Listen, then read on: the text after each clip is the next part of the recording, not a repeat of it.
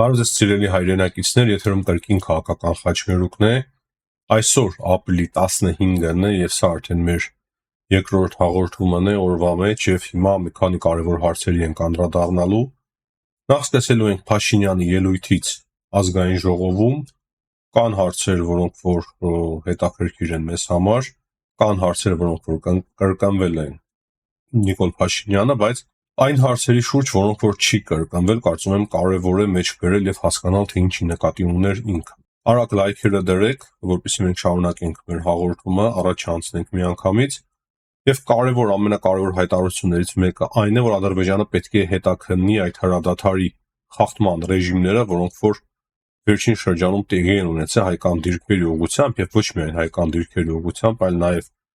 գյուղերի ուղղությամբ Սյունիքում գիտենք երկու օր առաջ էլ Սյունիքի գյուղերից մեկի մշակույթի տան ուղղությամբ էին եղել կրակոցներ, դրա մասին փաստերը ներկայացվել էին նաև լուսանկարներով, եւ Փաշինյանը ասում է, որ պետք է ադրբեջանցիները հետաքննեն տեղի ունեցածը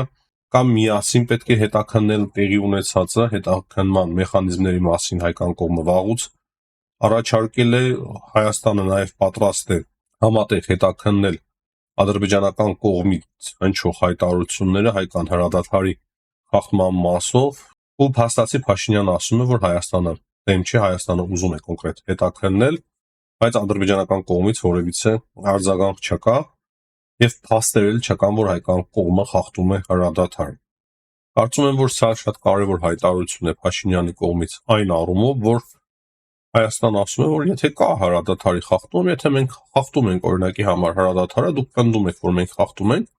արիք հետաքննենք, մենք էլ պնդում ենք, որ դուք եք խախտում, ներկայացնում ենք ապացույցները, արիք հետաքննենք, տեսնենք, թե ով է իրականում խախտում հրադադարը, բայց ադրբեջանական կողմից որևիցե արձագանք չկա։ Հետևաբար ադրբեջանցիները պահելու բան ունեն, իսկ հայերը բնականաբար պահելու բան չունեն, քանի որ նման առաջարկություն են անում եւ հանդիպում են լռության պատին։ Մնացած հայտարարությունները մեծ հաշվով արտաքին քաղաքականության մասով,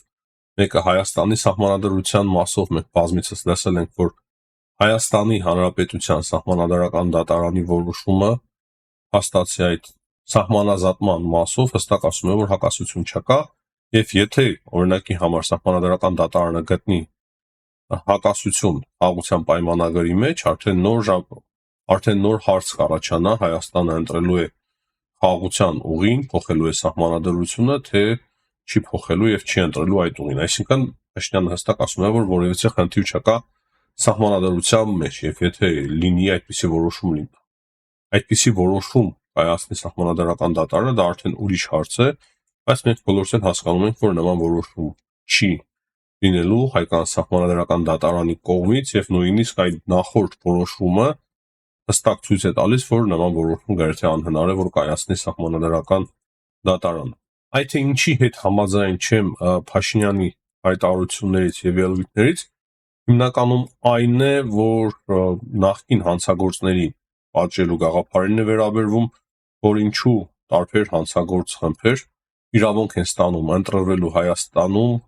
տարբեր պաշտոններ զբաղեցնելու եւ հաստատի Նիկոլ Փաշինյանը ասում է, որ Հայաստանում ժողովուրդը ընտրելու է ում ցանկանում է։ Հիմա կասեմ ես ինչի համաձայն չեմ։ Դատական համակարգի մասով ասում է, որ եթե դատարանները որոշեն, որ եթե մեկը հանցագործ է, ապա հանցագործ է, իսկ եթե չէ, հաստատի այդպես է դուրս գալիս, ուրեմն հանցանք չկա կամ ժամանակ է պետք, որ այդ ամենը բացահայտվի։ Ինքը նաև խոսում էր ընդհանուր կրթության մասին, ես դիտմամբ եմ հիմա կրթությունը մեջ բերում, որ հիմա դուք ինքներդ տրամաբանեք, հիմա ինչ է դուրս գալիս, եթե օրինակի համար Հայաստանում դատավորները կրթության բացակայության պատճառով, քանի որ հստակ նշվում է, որ կրթության խնդիր կա Հայաստանում, կրթության խնդիր կա, նույն հետաքննություն իրականացնող անձին կրթության բացակայության, պրոֆեսիոնալիզմի բացակայության պատճառով դատավորները, դատախազները, հետաքննություն անցկացնող տարբեր անձինք, ոստիկաններ իրենց ոչ պրոֆեսիոնալիզմի պատճառով կամ անտարբերության պատճառով չեն ցանկանում հետաքննել, գտնել եւ ճիշտ մեղադրանքներ ներկայացնել նախորդ ռեժիմի ներկայացուցիչներին, ովքեր որ թալանել եւ հանցագործություններ են իրականացրել ընդդեմ Հայաստանի Հանրապետության քաղաքացիների եւ երկրի, ուրեմն ամեն ինչ նորմալ է, հա, դատական համակարգը նորմալ է աշխատում, ամեն ինչ օրենքի սահմաններում է, բայց չէ որ մենք ընդունում ենք, որ կա օրենքի հետ կապված նաև խնդիր, բոլորն են տեսնում, որ հանցագործություններ եղել են, բայց պատժամիջոցներ չկան։ Միգուցե դատավորների շարքում ոչ միայն գիտելիքների պակաս կա, նաև դատախազների, նաև հետաքննություն անցկացրող անձանց ոստիկանների, այլ նաև ինչ որ քաղաքական շահեր, քաղաքական կողմնորոշումներ, վախեր, կոռուպցիոն համակարգեր։ Միթե լավ չի լինի նախ մաքրել այդ համակարգը, հետո նոր խոսել այն ձև, կարծես բոլորը Շվեյցարիայում լինեն։ Իմ համոզմամբ նախ Հայաստանում դատական համակարգը պետք է մաքրվի, իրավապահ համակարգը պետք է մաքրվի, դատախազությունը պետք է մաքրվի, նրանց պրոֆեսիոնալիզմի մակարդակը պետք է բարձրացվի, նրանք անշահախնդիր, օրենքի տարին համապատասխան, անկողմնակալ, առանց քաղաքական դիրքորոշումների պետք է զբաղվեն իրենց գործունեությամբ, առանց վախերի, որ վաղը կարող է իրենց այդ որոշումների հետապնդումների պատճառով իրենք էլ հետապնդվեն, զբաղվեն այդ ամենը, այսինքն պետք է մաքրել նախ այդ համակարգը, որպեսզի նոր արդեն խոսել արդարադատության մասին, խոսել այն մասին, որ Հայաստանը Շվեյցարիա է եւ բոլորը իրավունք ունեն ընտրվելու, եւ եթե որևիցե անձի նկատմամբ չկա ինչ որ հետախուզում կամ հետաքննություն, դա թույլ է տալու այդ անձանց մասնակցել ընտրությունների։ Ես կարծում եմ, որ ուղղակի համոզված եմ, որ եթե այդպես շարունակվի, Հայաստանում 2026 թվականին բավականին լուրջ խնդիրներ կառաջանան, եւ եթե արդար, ազատ, անկախ ընտրությունների միջոցով իշխանափոխություն տեղի ունենա, իշխանության գալողները այդ սկզբունքներով միանշանակ չեն առաջնորդվելու, եւ այն գաղափարը Փաշինյանի, որ ինքը ուզում է կառուցել ինստիտուցիոնալ կայացած պետություն, միանգամից կփլվի եւ արդյունքը այդ ներկայիս որոշման շատ ավելի վատը կլինի, քան այն, որ հիմա հստակ մաքրման գործընթաց սկսվի դատական համակարգում, իրավապահ համակարգում, դատախազների շրջանում եւ այլն, եւ հստակ հանձնարարություն տրվի հետաքննել բոլոր նախկին հանցագործությունները եւ պատժի ենթարկել բոլոր մեղավորներին։ Եթե Հայաստանի ներկայիս իշխանությունները պատկերացնում են, որ այսպիսի քայլերով վաղը իրենց խնայելու են այդ նախկին իշխանության ներկայացուցիչները, որոնք որ հնարավորություն ունեն վերադառնալու, ես կարծում եմ, որ իրենք չարաչար սխալվում են։ Այսինքն արտաքին քաղաքականության մասով այդ բոլոր հնչած հայտարարությունների հետ ես համաձայն եմ, ինչ վերաբերվում է ներքին քաղաքականությանը, դուք ինքներդ սիրելի հայրենակիցներ, այսինքն մեզ հիմնականում բավականին մեծ մասը դիտում են Հայաստանից, մոտ 70-75%-ը մեր դիտումների ապահովում են Հայաստանի Հանրապետության քաղաքացիները, դուք ինքներդ ասեք, ինձանից լավ գիտեք, թե ինչ է կատարվում Հայաստանում, եթե ես սխալ եմ տրամաբանում, անպայման գրեք, որ սխալ ես տրամաբանում եւ պետք չի պատժել նախկին հանցագործներին։ Այդ պարագայում ինչու տեղի ունեցավ 2018 թվականի հեղափոխությունը, ինչի տեղի ունեցավ ընդհանրապես ժողովուրդը ուզում էր, որ մեծ փոփոխություններ տեղի ունենան եւ պատժվեն բոլոր նրանք, ովքեր որ հանցագործություն են իրականացրել ընդդեմ պետականության եւ ժողովրդի։ Հիմա անցնենք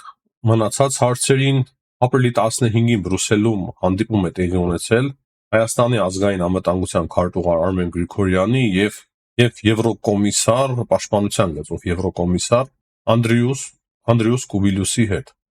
Շատ կարևոր հանդիպում է, ես կարծում եմ, որ քանի որ կողմերը քննարկել են երկկողմ համագործակցությանը վերաբերող հարցեր, Հայաստանի Հանրապետության ներկայացուցիչ Արմեն Գրիգորյանը տեղեկացել է Եվրամիության մեջ այս վերջին փոփոխություններով, որոնք որ տեղի են ունենում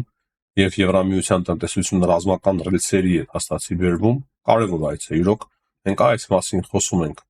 քանի օր է, եթե ոչ ամիսներ, եւ շատ կարևոր է, որ հիմա այս փոփոխությունների մաս կարողանա կազմել Հայաստան, այսինքն գոնե թե պատկերացումներ կունենա, եւ այդ քննարկման ընթացքում նաեւ խոսվել է խաղաղության հիմնադրամի միջոցով, եվրոպական խաղաղության հիմնադրամի միջոցով Հայաստանին զենք զինամթերք տրամադրվել է, չափազանց մեծ կարևորություն է տրվել այդ համագործակցությանը։ Բնականաբար մենք հասկանում ենք, որ այլ մանրամասներ չէին էլ կարող կողմերը ներկայացնել, բայց շատ կարևոր է, որ Հայաստանը տեղեկանում է նախ թե ինչ է տեղի ունենում Եվրոպայում եւ տեղեկացնում է, թե ինչ է տեղի ունենում Հայաստանի պաշտպանության համակարգում եւ բարեփոխումների մասով եւս Եվրամիությունը պատկերացում է ունենում եւ ստանում է նաեւ հնարավորություն օգնել Հայաստանին։ Հայաստանի մասով այս կանը հիմա ասենք միջազգային կարևոր նորություններին հետաքրքիր տեղեկություններ մենք ստանում ենք Միջին ասիական երկրների մասով, հաստատի մենք գիտենք, որ օրեր առաջ Եվրամիությունը Միջին Ասիայի երկրների հետ հանդիպում էր տեղի անցկացրել, հետաքրքիր ֆորում, առաջին կարևոր հանդիպումը եւ այդ ամենի արդյունքներով որոշում է կայացվել ներդրումներ իրականացնել այդ երկրների մեջ եւ դրա շնորհիվ Ղազախստանը, Ուզբեկիստանը եւ Կիրգիզստանը ու Թուրքմենիստանը որոշում են կայացել աջակցել երկրների տարածքային ամբողջականության սկզբունքին եւ դա ավելի գերակա համարել, քան ազգերի ինքնորոշման սկզբունքը, փաստացի աջակցելով ՄԱԿ-ի 541 եւ 550 բանաձևերին, որը որ ճանաչում է Կիպրոսը օկուպացված տարած Թուրքիայի կողմից։ Դա բնականաբար զայրույթ է առաջացնելու Թուրքիայի մոտ, բայց մենք հստակ հասկանում ենք, որ այսպիսի որոշումները, որոնք որ կայացրել են Միջին Ասիայի երկրները, դրանք հստակ պայմանավորված են նրանով, որ Եվրամիությունը մեծ ներդրումներ է հիմա անում այդ երկրների տնտեսության մեջ։ Դա նաև զայրույթ է առաջացրել Ռուսաստանում, Ռուսաստանի արտգործնախարարը քննադատել է այդ մոտեցումները եւ Ռուսաստանի Դաշնության արտգործնախարար Սերգեյ Լավրովը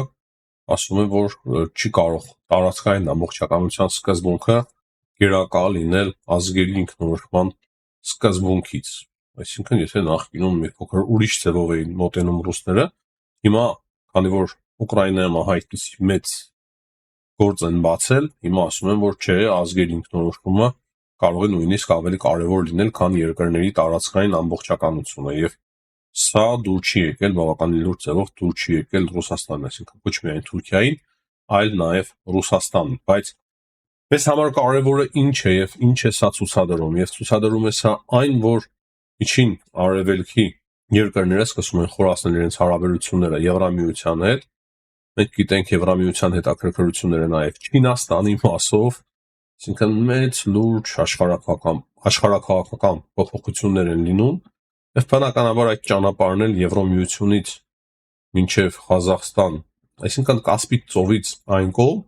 անցնելու է Վրաստանի, Ադրբեջանի եւ Հայաստանի միջով եւ բնականաբար այդ որոշումները պետք է ազդել եւ կարող են ազդել նաեւ Վրաստանի, Ադրբեջանի արտաքին քաղաքականության վրա եւս։ Թուրքիա-Իրան հարաբերություններից տեղեկություններ կան, որ հեռախոսազրույց է տեղի ունեցել Հական Ֆիդանի եւ Աբբաս Արաքչիի միջեւ, Իրանի արտգործնախարարի միջեւ, քննարկել են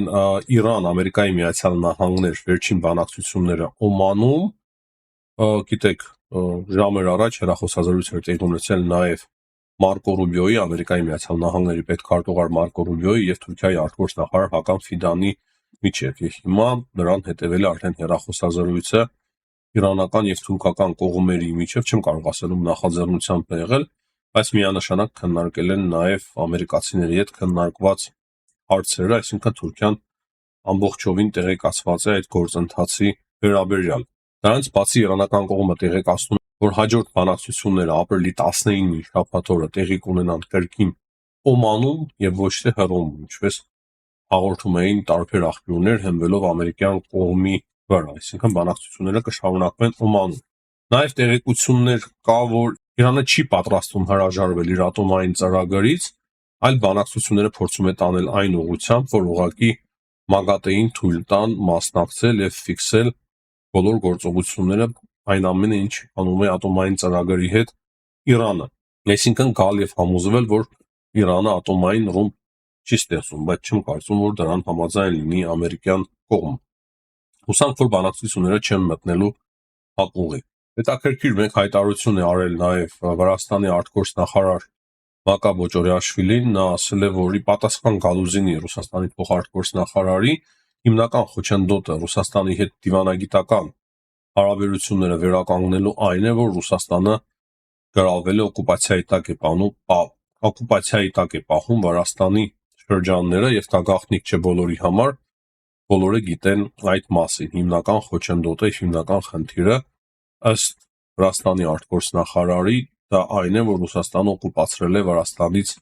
տարածքներ եւ այստեղ եւս շատ հետաքրքիր հայտարարություն է սա, պետք է նշեմ, որ Վրաստանում երևի հասկանում են, թե ինչքան խորը լավ հարաբերություններ է հիմա ձևավորվում Միջին Ասիայի երկրների եւ Եվրամիության միջև, Չինաստան, Եվրամիություն եւ հաշվի առնելով այդ ամենը, ես կարծում եմ, որ հիմա փորձելու են բավականին լուրջ քայլեր անել, ուղղակի իմ տրամաբանությունը դա է հուշում, փորձելու են լուրջ քայլեր անել, գոնե ինչ-որ չափով վերականգնել հարաբերությունները եվրոպական երկրների հետ։ Առողջ տրամաբանությունը համենայն դեպս դա է հուշում եւ ահա այդ հայտարարությունները Ռուսաստանի մասով չափազանց կարեւոր են եւ չափազանց լավ է, որ այդպիսի հայտարարություններ է արվում։ Իմիջայլոց Դուգինի ախորժակը շատ է մեծացել, նաեւ Վրաստանին է նա անդրադառնում, ասում է, որ Վրաստանը եւս պետք է մաս կազմի այն մեծ եվրասիական ձևավորող միությանը, որը որ պլանավորում է իրականացնել Ռուսաստանը, այսինքն գիտենք այդ եվրասիական միությունը, երևի այս եվրասիական միությունը ԵԱՏՄ-ն որքան փոքր փոխեն եւ խորհրդային միության մոդելով ինչ որ մի բան սարքեն, բնականաբար նոր ինչ որ չափանիշների համապատասխան, բնականաբար SSR չի լինելու անունը, դա շատ տրամաբանական է, բայց ահա այդպիսի ախորժակ ունի Ռուսաստանը եւ Ռուսաստանի քաղաքականության իդեոլոգները այդպիսի ախորժակ ունեն, որը որ բնականաբար չի կարող համընկնել ոչ Վրաստանի բնակչության ցանկությունների հետ, ոչ Հայաստանի բնակչության ցանկությունների հետ, կարծում եմ նաև Ադրբեջանի բնակչության ցանկությունների հետ, նաև Միջին Ասիայի երկրների ցանկության հետ ժողովուրդների, Ուկրաինայի եւ այդպես շարունակ։ Ռուս-ուկրաինական հակամարտության մասով, պատերազմի մասով հետաքրքիր հայտարարություն է արել նաև Լավրովը, որ Ռուսաստանը հասկանում է, թե ինչպես վարվի, որ անկյունում չհայտնվի եւ ինչպես նաև չհայտնվի Ամերիկայի Միացյալ Նահանգների ծուղակում այդ գործարքի ժամանակ։ Այսինքն Ռուսաստանի Դաշնությունը, փաստացի Լավրովի վախենում է, որ կարող են հայտնվել ծուղակում կամ անկյունում այդպիսի գործարքի պատճառով եւ հերթական անգամ հայտնվեն ծուղակում եւ անկյունում։ Այսինքն ինչ որ վախեր ունի Ռուսաստանի Դաշնությունը եւ իրենց ցկցակումները պատերազմի ավարտի մասով իրենք փորձում են ահա այդպես բացատրել, ահա այդ վախերով բացատրել։ Նարեշկինը եւս այդ հարցի շուրջ հայտարարություն է արել եւ Նարեշկինի խոսքերով խաղաղություն կարող է լինել միայն այն պարագայում, եթե Ուկրաինան փոփոխություններ մտցնի իրենց օրենսդրության մեջ, այդ դիսկրիմինացիոն իր բնութագրման օրենքների մեջ փոփոխություն մտցնի Ուկրաինան, հրաժարվի ատոմային զենք ունենալու գաղափարից, այսինքն մնա այն երկրների շարքում, որոնք որ չունեն ատոմային զենք, ինչպես նաև ճանաչի Ռուսաստանի սուվերեն տարածքները, սուվերեն այդ տարածքները նրանք նկատի ունեն նաև այն տարածքները, որոնք որ օկուպացրել են Ուկրաինայից, բնականաբար նաև այդ պահանջների մեջ է մտնում ՆԱՏՕ-ին անդամակցելուց հրաժարվելը։ Եվ հետաքրքիր մեկ տեղեկություն եւս կա, որը որ հաղորդում է Պոլիտիկոն, ըստ Պոլիտիկոյի Զելենսկին մայիսի 9-ին փորձելու է Կիևում հավաքել, Ուկրաինայում հավաքել տարբեր երկրների առաջնորդներ, որպես հակակշիռ, որ այն միջոցառման, որը որ կազմակերպվում է Կրեմլում։ Շատ հետաքրքիր, իրոք շատ հետաքրքիր տեղեկություն է, մենք գիտենք, որ մայիսի 9-ին հաղթանակի մեջ շքերթը տեղի ունենալու ավանդական Մոսկվայում այդ շքերթին մասնակցում են տարբեր երկրների առաջնորդներ, իմիջիայլոց այսօր արդեն Ռուսաստանից կան տեղեկություններ, որ 20 երկրների առաջնորդներ են մասնակցելու այդ միջոցառմանը, հիմա եթե Զելենսկին փորձի նման միջոցառում ինչ որ կազմակերպել Ուկրաինայում, հավանաբար Կիևում, դա ինչ որ միտեղ ուժի ցուցադրություն է դառնալու։ Եվ այստեղ չափազանց հետաքրքիր է, թե Փաշինյանը մասնակցելու է, թե չէ այդ շքերթին, հաղթանակի շքերթին Մոսկվայում, չնայած որ արդեն համաձայնությունը տվել է, բայց իրադարձությունները սկսվում են փոփոխվել եւ ահա այդ ձև են ստանում, այսինքն եվրոպական երկրների առաջնորդները ազատ աշխարհի մասը կարող է հավաքվել Կիևում եւ մնացած երկրների առաջնորդները կարող է հավաքվեն Մոսկվայում։ Իրոք բարդ ընտրություն է Հայաստանի համար։ Հուսանք, որ ճիշտ ընտրություն են կատարելու ամեն դեպքում Հայաստանի իշխանությունները։ Այս պահի դրությամբ այսքանը, սիրելի հայրենակիցներ, կրկին հիշեցնեմ լայքերի համար, բաժանորդագրվեք, եթե չեք բաժանորդագրվել մեր ալիքին, բայց նաև զանգակը դրեք անպայման, առանց դրան ձեր բաժանորդագրությունը կարող է փոքր քիչ ավելի իմաստ ունենալ, զանգակով դուք միանշանակ բաց չեք թողնելու մեր մնացած հաղորդումները, հաջողություն եմ ցանկանում բոլորին, ցտեսություն, կհանդիպենք։